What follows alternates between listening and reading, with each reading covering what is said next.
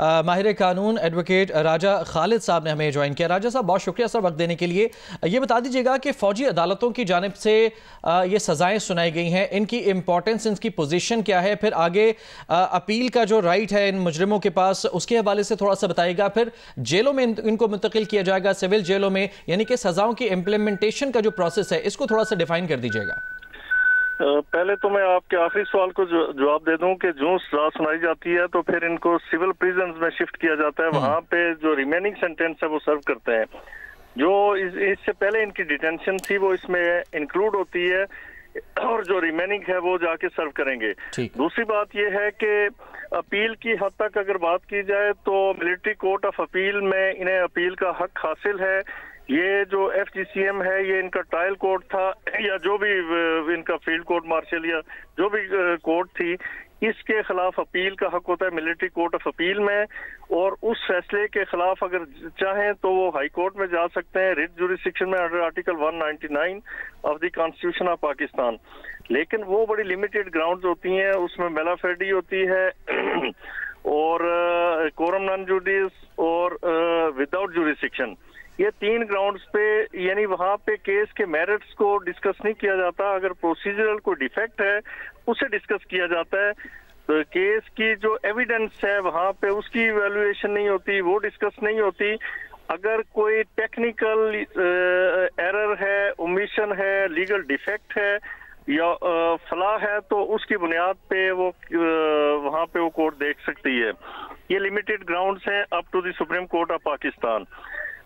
लेकिन फाइनल इनका जो कोर्ट ऑफ अपील है उसमें आप एविडेंस भी डिस्कस कर सकते हैं, केस के मेरिट्स को भी डिस्कस कर सकते हैं और फिर ये फाइनल हो जाएगा, फाइनलिटी अटेंड कर जाएगा ये फैसला after the judgment, after the order of the appellate court.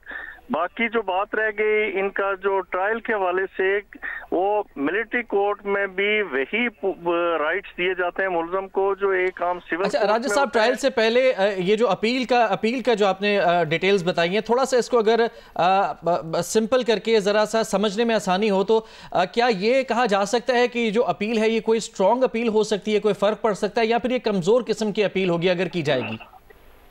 सच्ची बात तो ये है कि ये जो मिलिट्री ट्रायल होता है, इनकी जो इन्वेस्टिगेशन होती है, ये पहले मुलजम पे फौरन इस तरह हाथ नहीं डालते जब तक कि उसके खिलाफ कोई स्ट्रांग एविडेंस नहीं आ जाती।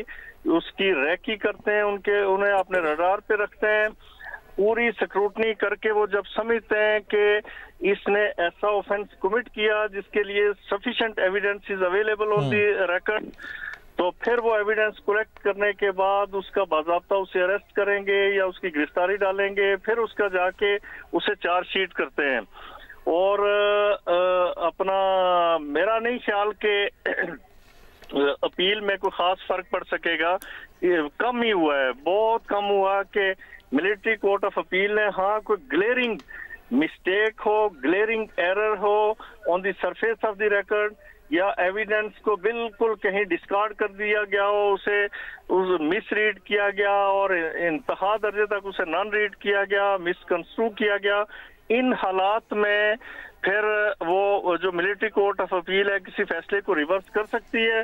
अदरवाइज इनकी जो इन्वेस्टिगेशन है वो इतनी स्ट्रांग होती है, इतनी वेल रीजन होती है, वेल फाउंडेड होती है कि उसे छेड़ा नहीं जाता। ठीक है, आप हमारे साथ ही मौजूद रहिएगा।